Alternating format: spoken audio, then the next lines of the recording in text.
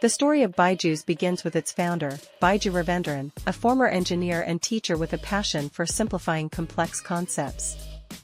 Born in a small village in Kerala, India, Byju discovered his talent for teaching while helping friends crack competitive exams. His innovative methods, using storytelling and real-life analogies, made learning engaging.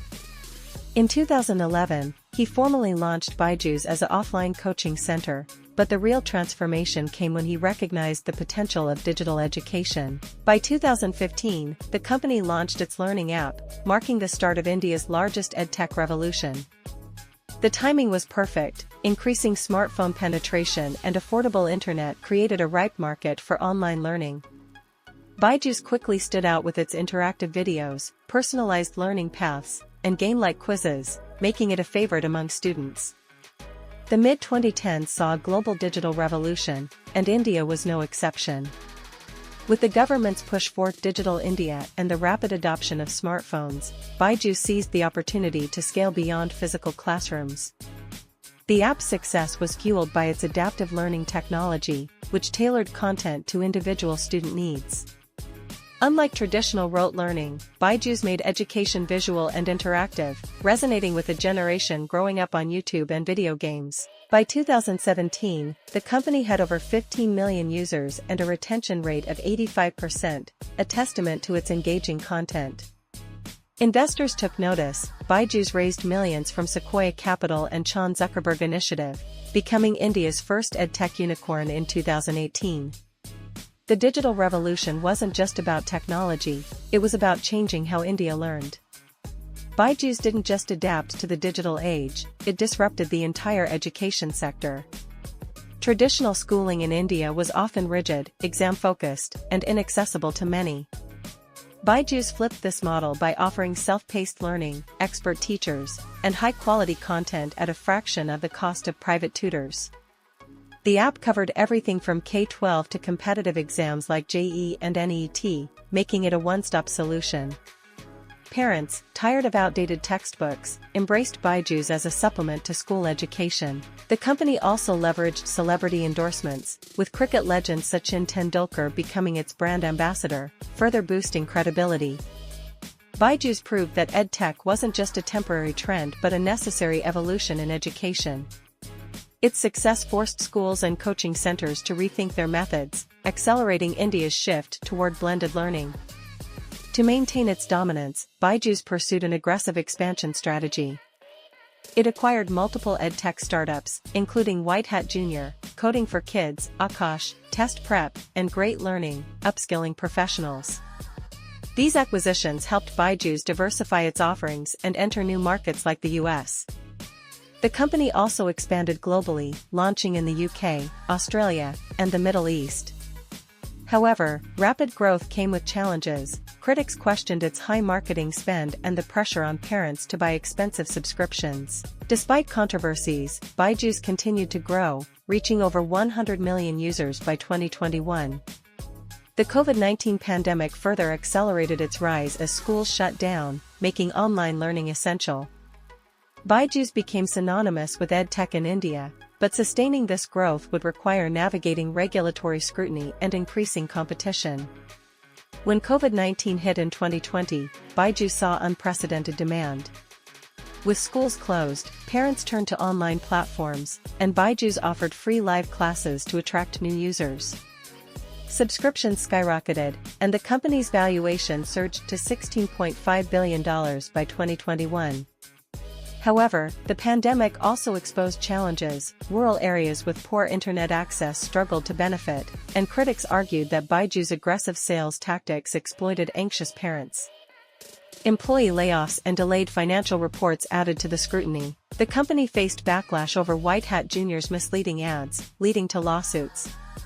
While Byju's dominated the market, it had to balance growth with ethical practices. The pandemic proved that EdTech was here to stay, but Byju's needed to address its flaws to maintain trust.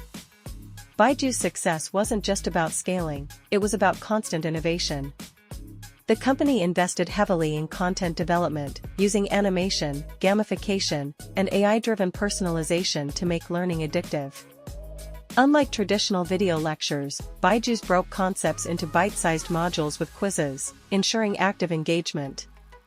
The app's learn, practice, test model mimicked the best aspects of classroom teaching while eliminating its limitations. Teachers on the platform weren't just instructors but storytellers who made subjects like math and science exciting. Byju's also introduced features like mentorship programs and doubt-solving chatbots, creating a holistic learning ecosystem. This focus on quality kept users hooked. Students spent an average of 71 minutes daily on the app, far higher than competitors. However, critics argued that the heavy reliance on screens could harm attention spans. Byju's financial journey mirrored its user growth, explosive but controversial.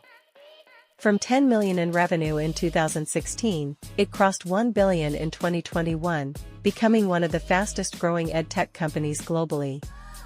Its valuation ballooned from $1 billion in 2018 to $22 billion in 2022, making it the world's most valuable EdTech startup.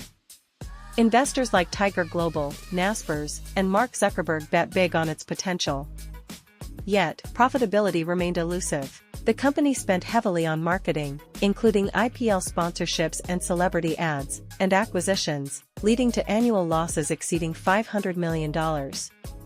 Questions arose about sustainability, especially as pandemic-driven demand waned.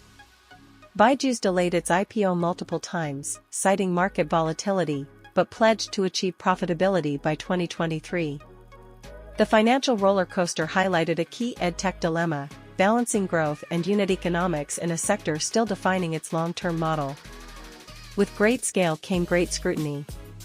Byju's faced allegations of aggressive sales tactics, with reports of pressuring parents into loans for expensive subscriptions. The White Hat Jr. acquisition backfired after lawsuits over false claims of student success stories. Employees complained of a toxic work culture, leading to high attrition. Governments in India and abroad tightened EdTech regulations, mandating refund policies and data privacy safeguards. Byju's also clashed with auditors over revenue recognition, delaying financial filings and eroding investor confidence. The company responded with reforms, appointing a compliance officer, simplifying refunds, and reducing ad spending.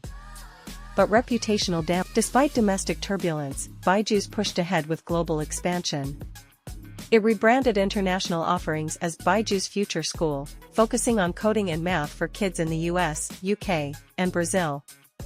The acquisition of Austria's GeoGebra, math tools, and partnerships with Disney for early learning content signaled a shift toward diversified, curriculum-agnostic products. Long-term, Byju's aim to leverage Akasha's physical centers for hybrid learning and Great Learning's corporate ties for adult education. Founder Byju Ravendran envisioned an end-to-end learning platform from kindergarten to professional upskilling. Yet, competition intensified globally, from Khan Academy's free model to China's Yuan Fudao. Geopolitical risks, like India's China-linked app bans, also loomed. Byju's future hinged on proving it wasn't just a pandemic phenomenon but a lasting, adaptable education innovator. Byju's story is a microcosm of EdTech's promise and perils. It democratized quality education for millions but also exposed the pitfalls of hypergrowth. Key lessons emerged: content quality trumps scale, ethical sales matter as much as revenue, and profitability can't be an afterthought.